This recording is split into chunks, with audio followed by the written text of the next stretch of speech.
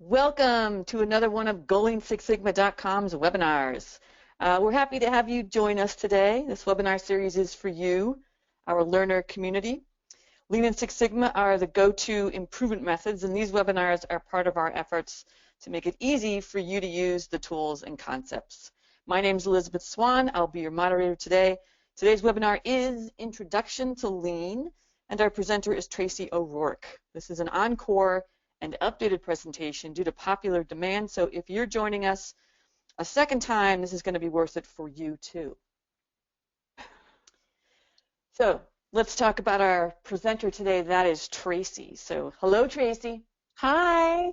Hi, Hope Tracy. everybody's doing great. Tracy's been involved with Lean Six Sigma process improvement for decades. She got her start with GE Appliances as a black belt in 1998. After GE, Tracy became an independent Six Sigma consultant and has been consulting for over 15 years.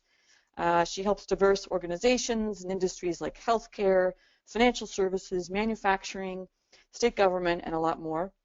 Tracy lives in San Diego with her husband and her two sons, 9 and 13. Tracy is a biker, a hiker, and she still occasionally plays Gaelic football. And I don't know about you, but that impresses me. This is my last year, I swear. Oh, yeah, you say that pretty much every year. Right. This impresses me too. All right, so let's talk about interaction. Before we begin, let's review GoToWebinar participant window so you know how to be interactive. To ask a question, you'll see a segment for questions. You can type them right in there. And occasionally we're going to have polls for you, and you'll have 4 to 5 options to choose from, and as soon as we get a certain percentage of you guys, then we'll close them to look at results. And you can really type in your questions anytime during this webinar, and some of them might be answered immediately if they're logistical, but if they're not, then Tracy will be answering them toward the end of the webinar, and anything that doesn't get answered will be posted after the webinar. Okay, so now that you know how to interact, let's interact. So our first interactive session is to find out where you guys and gals are from. We have hundreds of attendees, people from all over the world on this webinar, so let's see how early or how late people got up to see and listen to this webinar. So under question, please just type in, where are you from? Let us know. We've got Minneapolis, we've got Nevada, that's Jay in Nevada, we've got Beth in Connecticut, Leland in Pensacola, we've got Marina calling in from Italy, and Richard from Toronto, we've got Missouri, Texas, Charles in San Diego, we've got Denmark, Luca from Denmark, Allison from Florida, a little more Mike Turner somewhere in Canada. We've got Hawaii represented. Thank you, Judy. Anita in Boston, my stomping grounds. A few more in Denmark and Toronto. Tracy, you've got a good spread here. Yeah, I also noticed that we have someone from Madrid, Spain, and I have actually been there. It is a beautiful place. So I'm jealous of you, Pedro. And Monique in Sydney. So that might be the farthest out right now. Oh, and Utrecht. Yeah, we've got some great. No, we've got from Houston. Good spread, Tracy. Awesome spread. Wonderful. So thank you, Elizabeth, for that very warm introduction. I'm happy to be here. And Introduction to Lean, I'm actually very surprised at how popular it is. And I sometimes wonder if it's just because people just want to get a reminder of what it is, or if there's so many people out there that still don't understand what Lean is. So I think that's really interesting. So just to tell you a little bit about who GoLean6Sigma.com is, our goal really is to make it easy for everyone everywhere to build their problem-solving muscles. We have been founded on a couple of guiding principles. We want to simplify complex concepts and because we do believe that complexity just confuses people. We believe that effective training is practical, accessible, and enjoyable. And our goal is to help you build your problem-solving muscles so that you can help your organization achieve its goals. So I really hope you enjoy our programs and our webinars and our podcasts. We have lots of free stuff out there on our website because we are trying to make this accessible. A couple of people that we've also helped, you can see that we've got lots of diverse organizations from brick and mortar to online. We've got healthcare, financial services, manufacturing, government, all kinds of different organizations. And I think, why is that? Because this is really about problem solving, and every organization has problems to solve. We never run out of problems to solve. And so we need problem solvers. A lot of organizations need problem solvers. And that's really what our business is to build that problem solving muscle. So you can see that a lot of organizations are implementing Lean, and this is just a very little sample of how many people are doing Lean and Six Sigma. So let's talk a little bit about today's agenda. Really, we're going to just focus on the basics today, and we're going to just talk about what is Lean. What are some of those Lean myths out there? Why do organizations implement Lean? And we're going to talk about the 5 principles of Lean. And at the end, I'll share a couple of tools that you might see in the Lean world when you start to embark on some training. So hopefully you will feel, if this is a new thing for you, hopefully my hope is that you'll be inspired to learn more about Lean. And if you are already working in it, hopefully you'll find a new way to explain things or a new way to understand things that can help inspire you to do more process improvement. So how I'd like to start, first of all, is talk first about Lean. Is really, it falls under what we call I call it a continuous improvement umbrella. The process improvement. What is that? So first I like to explain, well, what's process improvement? And really, we explain process improvement to say anytime you're working on the process versus working in a process. So most people are hired for a job. An accountant maybe get hired to do a process, or procurement, you're a buyer. And so we're hired because we have expertise in these processes. That's why companies want us. That's why they hire us. But often what process improvement focuses on is how do we streamline the process we work in? And so really it's stepping out of that process for just a moment and saying, what can we do to improve this process? And so that's what I really believe process improvement is. It's working on the process versus working in the process. And to be frank, most people aren't as good at working on the process as they are at working in the process. So sometimes people need help. So my question for you, and this is our first poll for today, is how much time do you spend working on the process versus in it? So I'm going to go ahead and see what you guys have to say about that. So go ahead and complete the poll. This one, Tracy, yes, I know you probably experienced the same thing. As we find people don't often get given the time to do this, that there's an assumption that you can do your job, but and we want you to do process improvement, but we haven't necessarily given you permission to take time away from working in the process to fix it. Yes. And the most successful often are people who say, you know what, Tuesdays I'm working on the project, or I work mornings until 10 on the project, whatever it is, that there's a drumbeat to it and it's regular and it's part of what they do. Mm-hmm. Definitely. I do see and hear that is what people struggle with the most. So let's share some of these results. Okay, so you have, most of them spend 50 to 75% of their time in the process.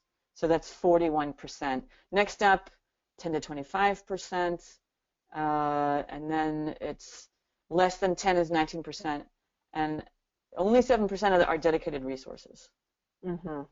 That's really interesting. I am seeing that as a trend where people are just expected to do process improvement as part of their job, and I think that has a plus and a delta. The plus is Yeah, that's great. Reinforcing everyone to work on process improvement in the organization is a great thing. Sometimes, though, I see that they're not getting people the help they need to grow, and they don't have people dedicated to helping others build their problem-solving muscles internally, and that can mean that it's more painful for people to apply it and learn it. So that's a plus and a delta on that. Mm. All right, well, thank you for sharing. So I always just say again, what do we mean by process? So it's a process that you work in, but really processes are everywhere. Tying your shoe is a process. Baking a cake, going through airport security, getting your lunch. And so all of these are processes, and some of them are painful. Some of them often can get can be painful for people. So again, some of these processes are painful. They could be a very bad experience.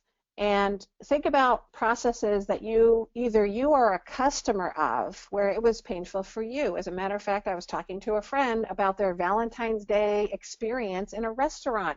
Not happy. So, there's bad experiences happening all the time. And unfortunately, change can, in our own processes that we work in at work, change can be a constant, and often vigilance on designing a process so that it's simple can be really difficult, because I still hear a lot of complaints, and especially on Facebook, where you can tell thousands of people at once your bad experience in someone's process. So that is dangerous, and ultimately we're really looking to improve what processes are. So what is a lean process?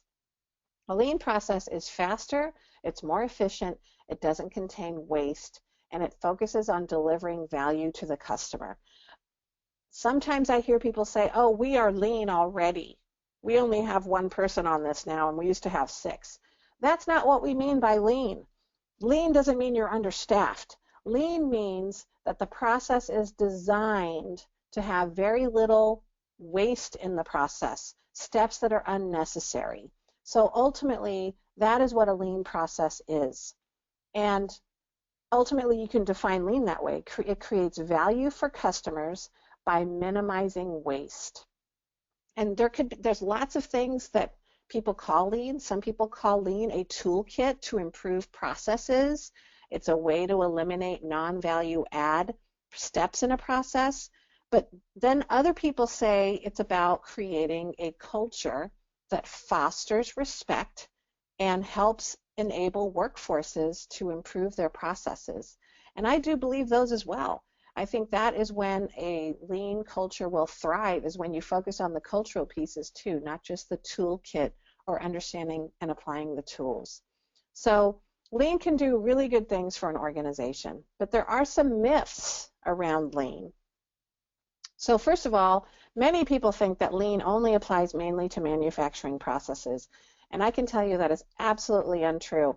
I have spent 18 years working in process improvement, and 90% of that work has been in non-manufacturing processes that are paperwork related, insurance companies, financial services, those kinds of things. So it's not just building widgets. It absolutely can apply to administrative or non-manufacturing processes.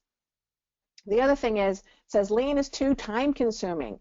When you're first learning tools, like anything, it's going to take more time to learn it. But over time, I think if it becomes the way people think, you actually save time, because you're eliminating steps you don't need to be doing in your process. So it can save a lot of time as you come to know the tools. Another myth, lean is too hard to translate into layman's terms for employees. Well, there's a lot of Japanese terms in lean, and what we're finding is many organizations are choosing not to use the Japanese terms. For example, instead of saying Kaizen event, they call it a rapid improvement event. And so I think that can help. But I also think it's the approach, how people approach educating their employees on lean, and sometimes that approach is more complex than it needs to be. And finally, a lot of people might think that lean stands for less employees are needed. And That is so not true. Lean is not about eliminating employees, believe it or not. Maybe there's a lot of people that sometimes get scared to employ lean, but it's not. Lean is not about getting rid of people. It's about getting rid of the waste. And so what happens is people really are not a waste. Often their talents are wasted on wasteful activities that do not add value. Think about the process you work in at work. How many of those steps do you think are a waste of time? Right? You got to get multiple approvals. You have a form that's 10 pages when really it could be 6. You have to submit this to 4 different groups to make sure everybody's okay with it. I'm not saying all of those things are wasteful, but what I am saying is sometimes those steps need to be looked at to see if they really need to be done. There's many organizations. I ask a lot of people when we do training on site, how many of you feel like you have wasteful steps in your process that waste your time and waste the customer's time? A lot of people raise their hands. And so ultimately, lean is trying to eliminate wasteful steps in a process so that people's time and energy are not wasted on those things and they can focus on delivering more and better value to the customer. And so that's really not the same as getting rid of people. It's not about getting rid of people. And I'll just say this really quickly. Why this is true is, let's just think about that. If you did lean and you did 1 round of improvement efforts and everybody got laid off, how successful is round 2 going to be? People aren't dumb. They're going to figure it out. So it's not to get rid of people. It's to get rid of wasteful steps in the process. Obviously, I'm pretty passionate about that. So here's a couple of reasons why organizations implement lean. I like to start at the bottom with number 4. Effective people. So I really believe organizations want to build the problem-solving muscle. I think that they want to build an organization filled with problem solvers, and ultimately that will make their processes more streamlined, more efficient, better at delivering what customers want. And if you're eliminating waste and you're not straining the organization with wasted steps, you're going to decrease costs in order to deliver that. And ultimately, that will improve profitability, but if customers are happy, they will tell others, thousands of people on Facebook, and that'll increase revenue too. So these are all the reasons why organizations do implement lean. So let's just get a feel for people's experience on the call. So it was interesting that not a lot of people are dedicated on this call to 100% process improvement. But I would really like to know, what is your experience with lean? And I'm going to go ahead and launch this poll. These are good questions. Sometimes I find that people, their involvement is maybe they were dedicated in a 5S effort for the workspace they're in, right? Or they got pulled into a project. They may or may not have been given, background or training, but they got an experience. Maybe they were in a Kaizen. Some people get pulled into those, and that might be sort of, once again, learned by doing. Sometimes it's a little, but it's good. Let's see what you got. Go ahead and share those results. All right, so half of our audience is new to lean, so that's appropriate. And then there's a quarter of them that have been involved in other people's lean efforts, and close to 20% are actively involved in applying it right now, and under 10 are experienced, and they teach others how to apply it, which is always a great thing. Hopefully everyone gets to that point. That's good. That's a good question, Tracy. Well, that did answer my curiosity. How many are actually new to lean? Because this has been my world for 18 years, and sometimes we see things differently because we've been involved in for so long, right, Elizabeth? I'm on an airplane and I'm traveling, and somebody asks me, well, what do you do for a living? I go, I do Lean Six Sigma. They go, what? What is that? What is that? Right. So I'm going to go ahead and hide these results. Okay. So what we're going to really spend time talking about, because I think this is a great way to look at Lean for the first time, is really we're going to talk about the 5 principles behind Lean. So rather than inundate you, these new people, with the many tools of Lean and walk you into the Home Depot warehouse of process improvement tools, we really want to spend some time talking about the principles of Lean so that you really understand those principles so that when you go to apply the tool, you have an idea of why we're applying the tool. So I hope this is going to be really helpful. So these 5 principles are written a lot. So if you're a reader and you want to read more about Lean, one of the books I'd recommend is Lean Thinking by James Womack and Danielle Jones. And they also wrote The Machine That Changed the World. And they really talk about these 5 principles of Lean. And I'm going to spend some time talking about these 5 principles for the rest of this webinar. So the first one is define value. What is value? So value is really, we have to figure out what is valuable to the customer. And that is a really important thing because Deming says that 90% of processes have steps in it that don't add value to a customer. So this is a great example from our Bahama Bistro. I'm going to move the fork bins to the left of the spoons and spend time doing that. And this lady's going, well, does anybody really care about that? I mean, is that really where we want to be spending our time improving if the customer doesn't feel it? Which I think is always a great question. We always ask people that when they're going to be doing projects, we ask them, how does this affect the customer in terms of improvement? So defining value sounds simple, but it can take a long time to really understand and define value. And so one of the first aspects that we have to do in order to define value is we have to know who our customer is. Who is the customer? And we like to identify the customer by process, because they could be a customer of one process and a stakeholder in another process. So often we will say, if you're looking at your processes, who is the customer? And this is the definition of what a customer is. It's a person in an organization that can receive a product or service from a process. So they're receiving something out of a process. That is truly a customer. And if they're not receiving something in the process, but they have a vested interest in how the process performs, that is a stakeholder. And often these two things, customers and stakeholders, they get confused by people that are designing and making choices and decisions in how a process will function. And I will say this, and government knows this too, government really struggles with identifying who the customer is of their process, and often they think it's the stakeholder. And that explains a lot about why some of these processes can be painful for customers in government. And so this is a really important step, is defining value. And you have to define who your customer is first by process. And ultimately, I think this can be hard because there are a lot of voices in organizations pulling at the process and pulling at how it's designed. So for example, how many of you work in a company where there is a department that has more power over other departments?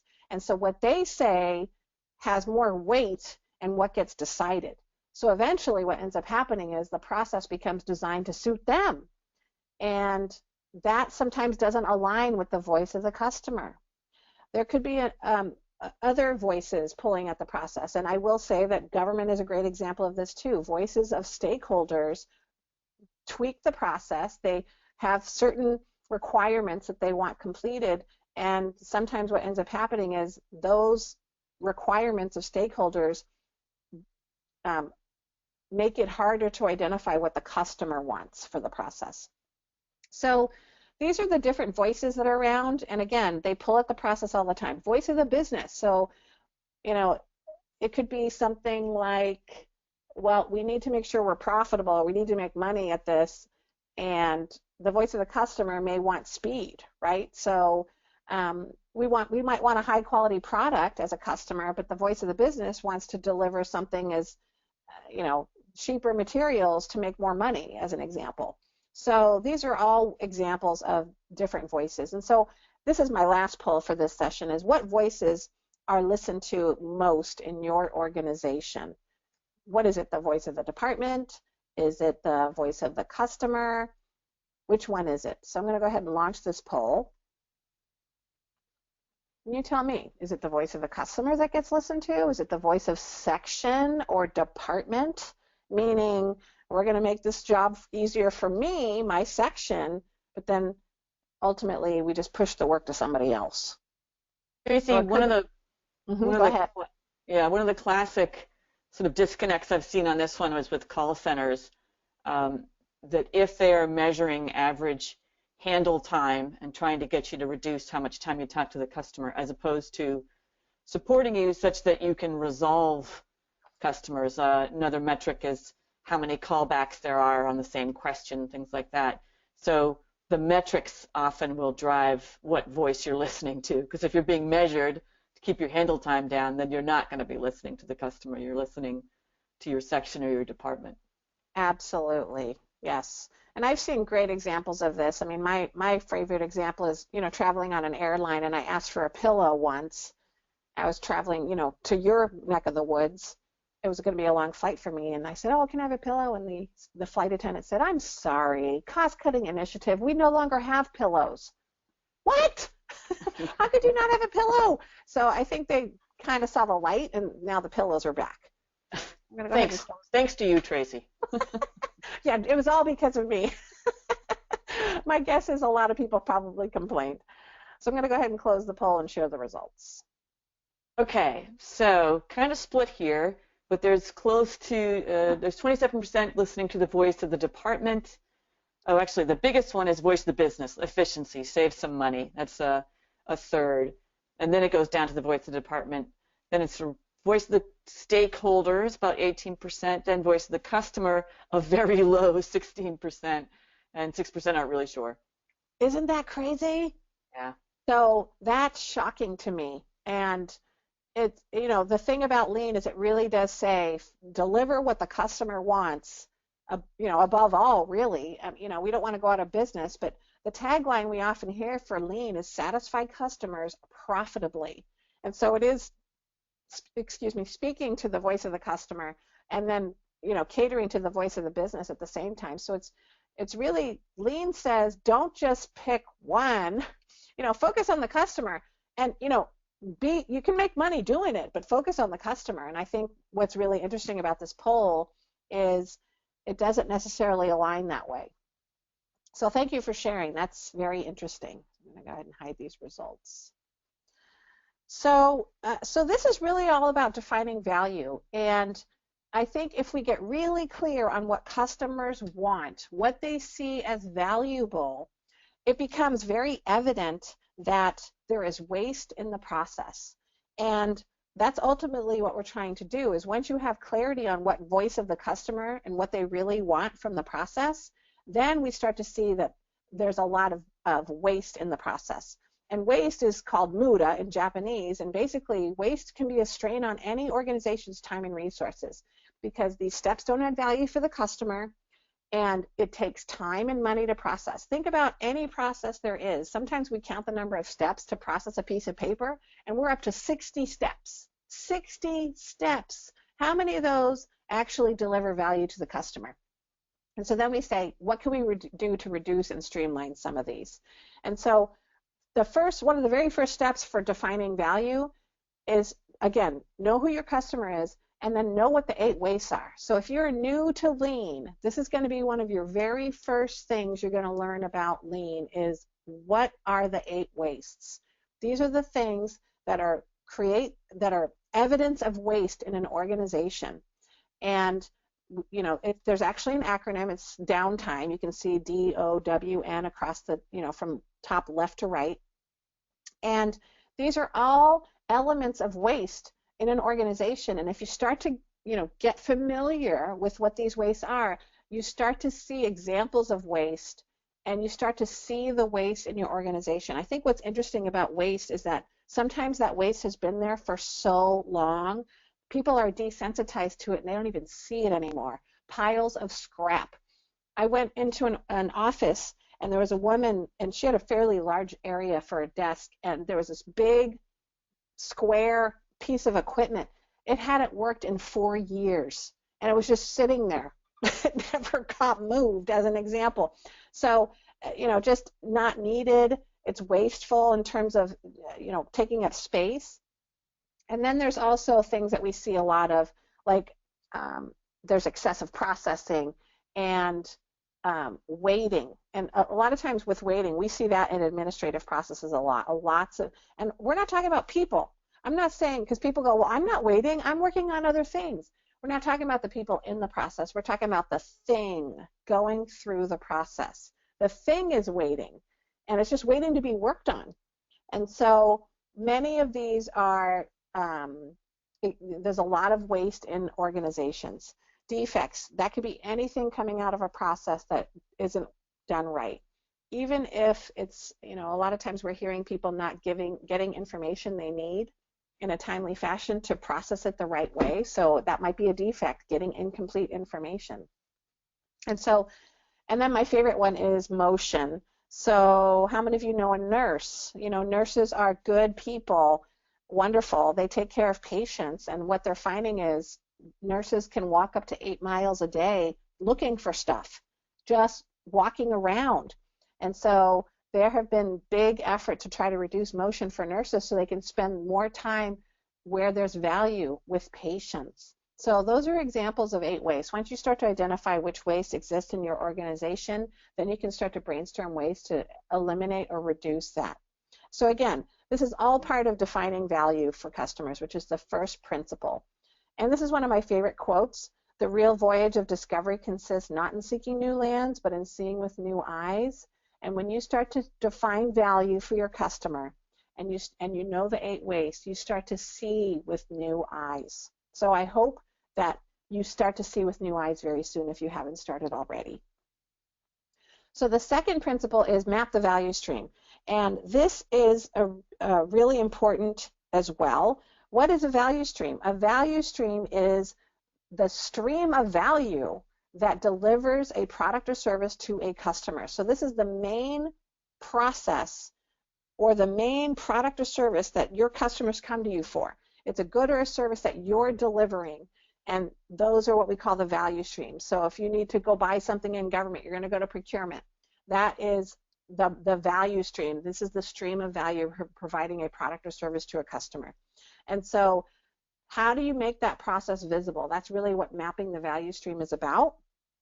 So ultimately, we have to map the current state. And that's what we're doing with mapping the value stream. We're not designing anything new. We're not fixing anything yet. We are trying to understand current state by building profound knowledge of it. And so when you build a value stream map, or you map the value stream, you start to learn and understand that. And that helps you identify where there is time wasted and energy. And I think the issue with mapping the value stream is in manufacturing, you can go to any plant floor and you can see the process. But when you're in administrative processes, you can't see the process. It's invisible. As an example, here's a picture of an office. Do you see a process there? I don't see a process there. And so guess what? Many processes are invisible. You can't see them. How do you know something's wrong?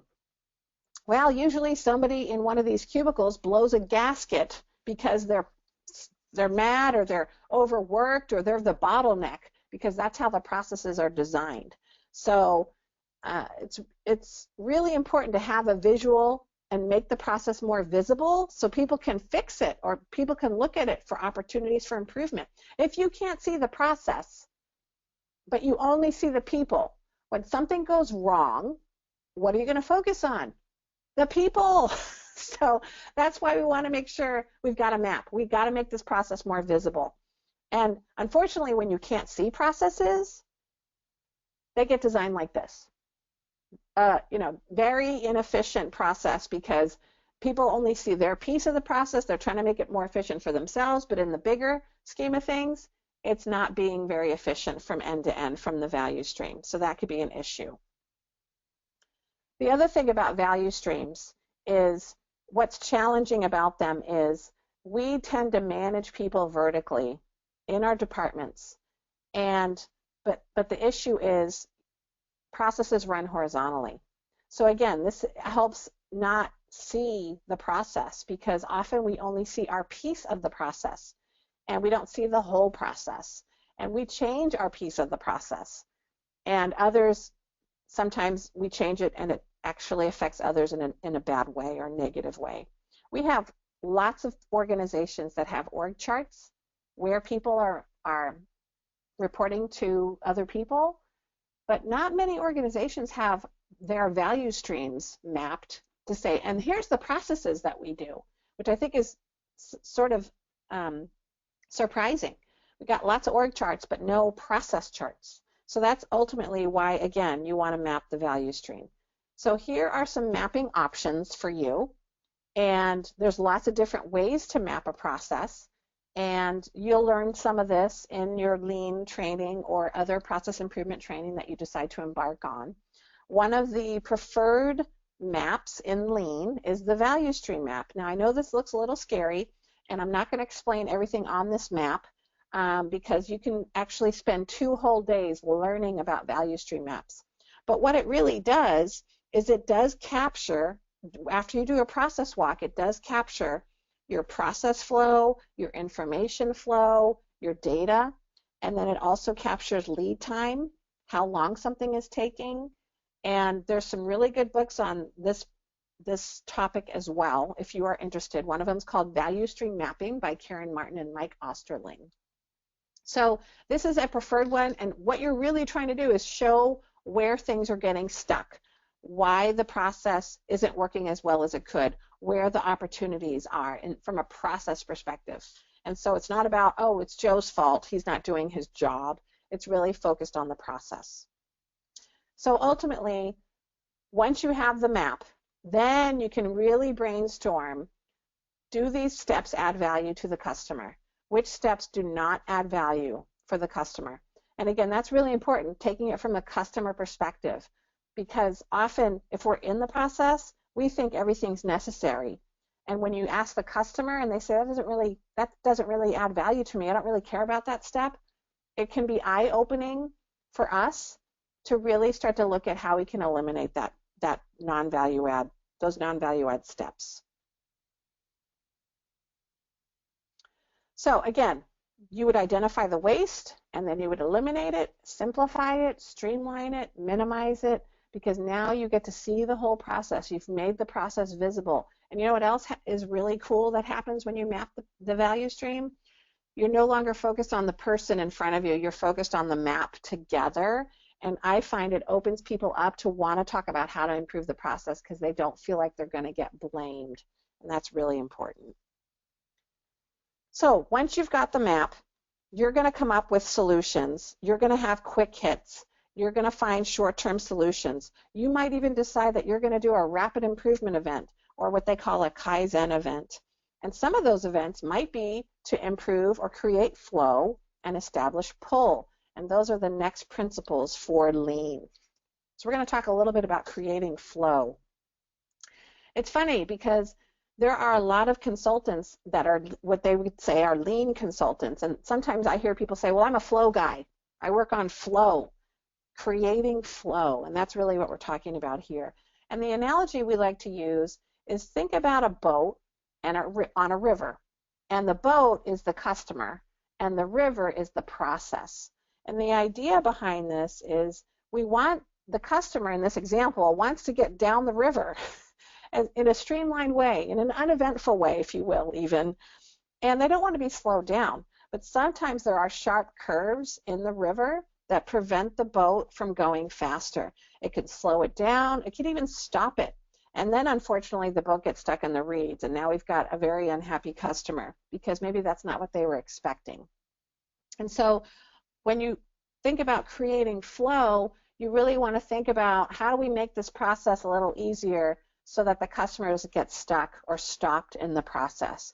And so when you're thinking about your jobs and at work, you really are thinking about where does the customer get stuck? Where is there a bottleneck in the process? Where areas of the process are painful? And when you think about it, flow is everywhere, and this is when you start to see with fresh eyes, you'll start to see flow everywhere. Flow can be in manufacturing, or it could be an application or pieces of paper. Flow could be the thing that is getting service. It could be a person on the phone, or it could be a patient that is going into the hospital for services.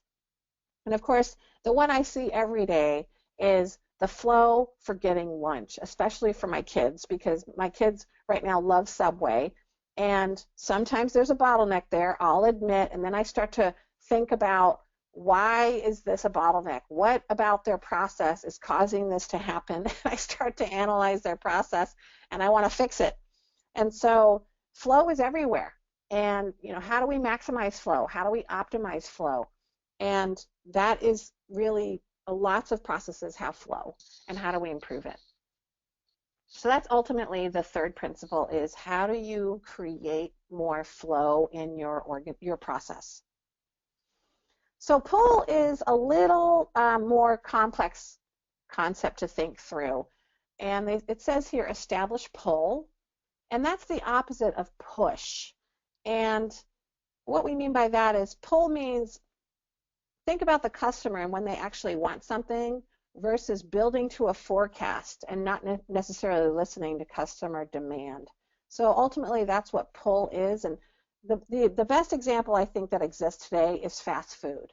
So it's the evolution of the fast food process, really, because it wasn't a pull system and now it is. And I know this, and I'm going to go ahead and date myself here. I know this because my first job ever was at Jack in the Box. And back then, they didn't have a pull system set up. So let me walk you through this, and then hopefully this concept of establishing pull will make sense. So in the 70s and 80s, again, my first job in the 70s and 80s, just so you know, I know you're doing the math right now, but back then, they would forecast how much they were going to sell at lunchtime and pre-make all the food, and then they would put them in these big silver bins, like all the Jumbo Jacks and all the burgers and everything. And then whatever they didn't sell, what would happen? They would throw it out. Or, lucky me, as an employee, I got to eat whatever was left over, which is why I gained a lot of weight when I worked there. But ultimately, what happened is they just were guessing. They were guessing at how many orders they were going to sell and then pre-making the food. And think about how much waste existed in the entire country. I mean, every Jack in the Box, every McDonald's, every Burger King was throwing food out after every rush hour, after breakfast, lunch, and dinner. The waste was excessive. Then in the 80s and 90s, you started seeing these commercials about, we don't make it until you order it. Like, well, we're not going to pre-sell this. We're not going to pre-make the food. We're just going to wait until they order it, and then we're going to set up our system so that we can make it happen in the time frame that we have. It was a new concept, and it was kind of a big deal. And Burger King, you remember Burger King, have it your way, because they're basically saying, we're not going to pre-make the food for you. We'll make it when you order it. So that was a new concept, and now that is how they do it. Pull systems are common. Waste is minimized. Inventory is optimized. Speed is critical. So most of the time, they're not making any of this food until it's ordered. And think about it. When you go to McDonald's through the drive-thru, how much time do they actually have to make your order? I mean, like 2 minutes. They got like 2 minutes to make your order. So they have to have very robust systems that can deliver these products and services in a timely fashion. And that is pull. The beauty of pull is the waste is gone, customers are happy, they're getting what they want. And so I hope that helps explain the concept of pull. I think it's a perfect example of an entire industry that has actually moved from a push system when you forecast and guess what you think you're going to sell into a pull system. The thing about pull, though, is you do have to be able to deliver those products and services in the time frame that is acceptable to a customer. So that's going to be the challenge for a lot of organizations. And so finally, we are at the fifth and last principle of lean, and that is pursue perfection. And this is just an excerpt from our training, and it's really just kind of talking about, I actually find this happens quite naturally. Once you improve something and you see that it works, most people will say, oh my gosh, do you know how many other things I have on my list that I want to fix? So pursue perfection can definitely happen. People sort of get the process improvement bug, and they want to just improve more and more. But ultimately, it's don't think that this process is going to stay fixed. I'll give you a perfect example. Just recently, I think McDonald's discovered a bun warmer that reduced the wait time down 30 seconds, and they implement it in all their stores. So they're pursuing perfection of their process. And ultimately, waste will find a place. It's you have to have constant vigilance on processes and process improvement to pursue perfection. And it could be a lot of fun, and you could build your problem-solving muscle a great deal if you continue with that. I always say that, we live in exponential times. The only thing that is constant is change, and it's not going to become obsolete. And process improvement is about changing things and making them better, and the cycle of continuous improvement. And lean is a huge component of that. And I really do believe that a part of pursuing perfection means that you're building your problem-solving muscle, and you're always growing. I've been doing this 18 years, and I still see stuff that I learn from. I learn from all of my students all the time, and I'm very humbled and appreciative of it. So I hope that you continue your journey on learning about lean. I hope that you enjoyed this webinar and that you found it inspirational. And I welcome new lean enthusiasts. We always do. So we covered these elements today, and we do have some time to answer some questions if you have any. And so I will let you think about any questions that you might have. If you have a question, please put it now in the question window, and we'll see if we can get some of these answered for you in the time frame that we have left. So while we're waiting for you to answer the questions or ask questions, I'm going to go ahead and share a few more things. So again, one of your questions might be, well, where do I start? And I will say, start with defining value, the principle of defining value. And you could also do that by learning the 8 wastes, because trust me, customers don't want waste. They don't want waste in their process. They don't want defects. They don't want to wait. They don't want excessive transportation or motion. They don't want extra processing. So this is a poster that's available through golean6sigma.com if you're interested, but it's always a nice reminder to have about what waste exists in organizations. Another thing you could do is we have online training available. You probably already know this, but some people don't know that we all have a lean specific training and certification as well. And it really focuses on the lean tools. GoLean6sigma.com is a big advocate of being trained on both, but we do recognize that there are a lot of organizations that only implement lean or only implement Six Sigma.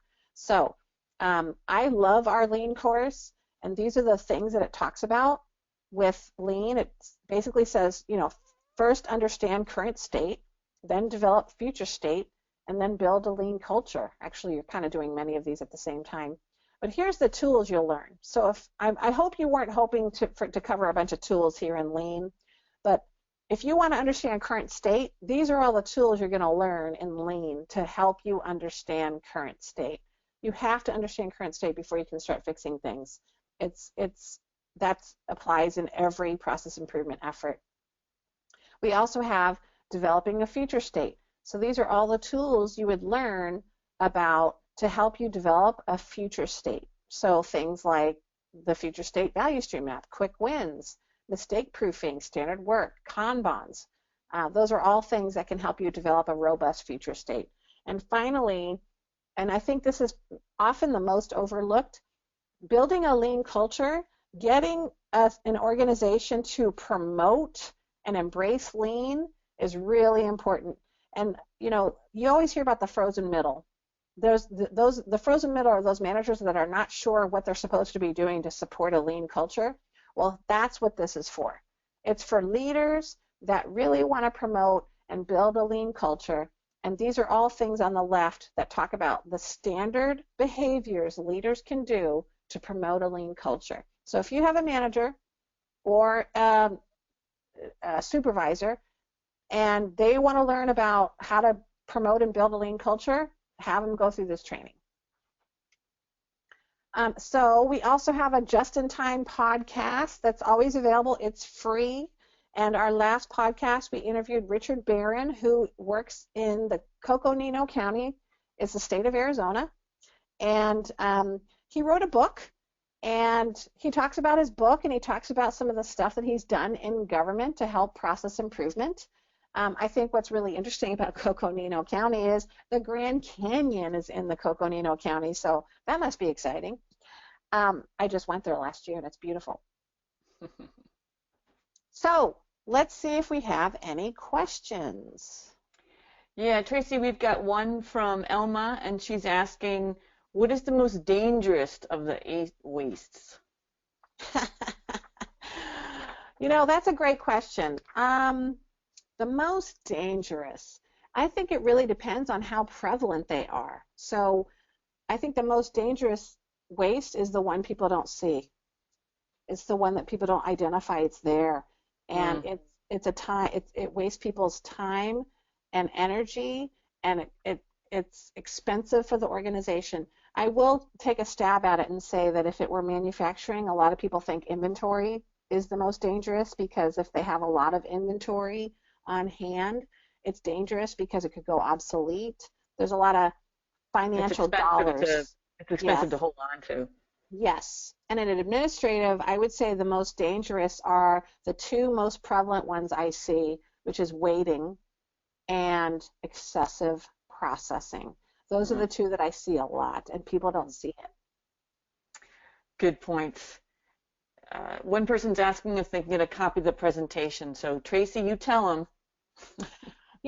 I almost always say that at the very beginning, and I didn't this time. So you will get a copy of the slides. This webinar will be posted as a recording on our website as well. So if you want somebody else to talk about and learn about lean, send it to them. But yes, you will get the slides.